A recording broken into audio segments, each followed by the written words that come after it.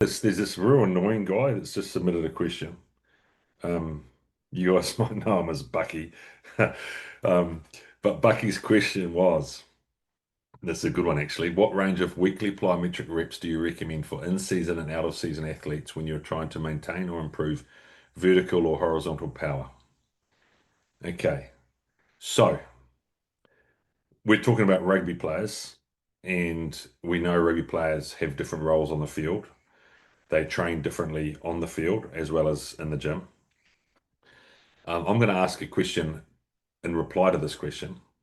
Does anyone know what the ideal dose of plyometric load is to achieve improvement in power or jump ability or speed? Does anyone know? I'm gonna say 100 reps a week. Okay. Anyone else got an answer? I haven't looked in the at the literature in a while, but I remember some studies were finding already from 60 pounds a week.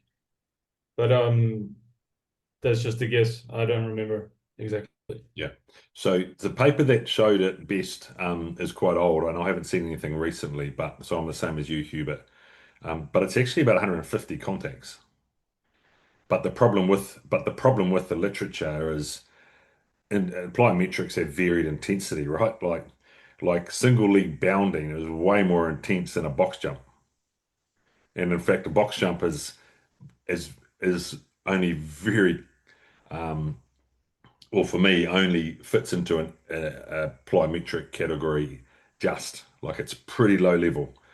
Um so I think if we were to say 100 to 150 reps or contacts, but with a caveat of it's intensity dependent, then it opens up a whole can of worms into words as to what's the ideal dose. So for me, we have big athletes, so we've got big humans that need to be powerful, but they don't need to be springy and bouncy. Um, 140 kilogram prop. I don't know if it's a good idea bounding. Okay, I don't know if it's a good idea doing single leg depth jumps from 60 centimeters.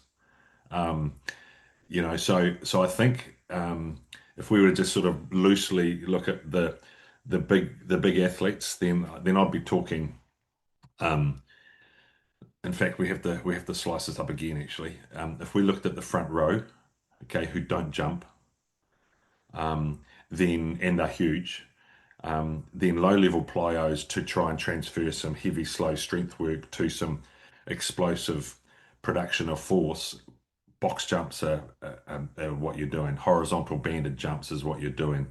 Um, you're not doing a lot of continuous jumping or bounding.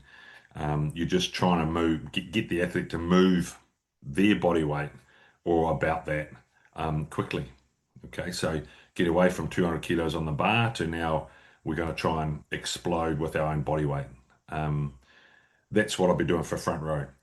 The reason I split that up straight away is because the second row and the back row jump a lot in training. So they're doing counter movement jumps. I don't know, maybe, maybe 10 a day. But it's not only the jump that they're working on, but they're also then landing. So it's like a depth jump. They're landing from, you know, a meter and a half.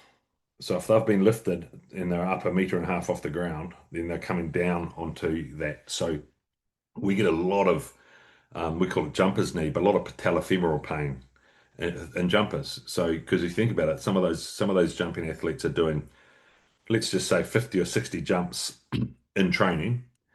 So then what do you need to do in the gym? Okay, and I think that's where again, would we add a lot more load to that? Low level plyos, 100% you do some. Okay, but you're only going to need to be doing 40 in the gym, um, which in theory is about, let's say, three different exercises over the week of 10 to 15 reps. Okay. And that's what most rugby programs would look like. They'd have box jumps 3x4, they'd have horizontal jumps 3x4, they might have banded pogos, um, you know, 3x10. Okay, so I think you have to look at the whole picture of what they're doing on the field, um, in the game, what sort of athlete they are, how heavy they are, and therefore prescribe plyos that fit the intensity volume sort of profile that we mentioned at the start. And then you got your whippets, right? You got your whippets who run fast. They're small. They're as close to sprinting athletes that we have in rugby, um, but they're running high volume. You got athletes running 25 to 30 kilometers a week. So just for us on this call, that's a decent amount of running, right? But a fifth of that is sprinting. So you're doing I don't know 3, 4, 5 kilometers of high speed running within that. So they're not you can't treat them like sprinters because they've got fatigue and they've got volume in their legs. So then it's like what is best for these athletes, and it's the balance, isn't it, of doing enough to try and sharpen them up versus doing too much and creating Achilles or knee issues. That's the telltale sign um, of having too much jump load is when Achilles and knees start to um, provide a bit of niggle.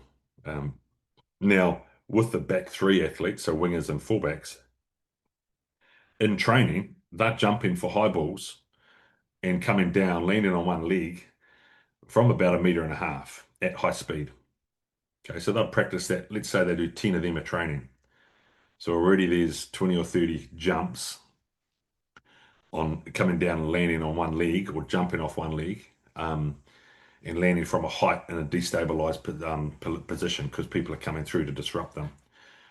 So straight away you got 20 or 30 high intensity jumps there and there in their week. So then how much do we do in the gym? Smaller athletes, so I think your intensity of jump can change. So you can do some bounding, you can do some hurdle hops, you can do some depth jumps, you can go single leg, double leg. Um, but again, balance up what's happening on field versus what's happening needs to happen in the gym. Um, but you can see very quickly you're not going to get to 150 in most of these athletes without them falling over. And I think in a rugby player, we are probably talking around 100 reps of jumps of varying degrees of intensity. That includes field load, training sessions, and the game. And then I think you'll get some benefit, but risk will be low.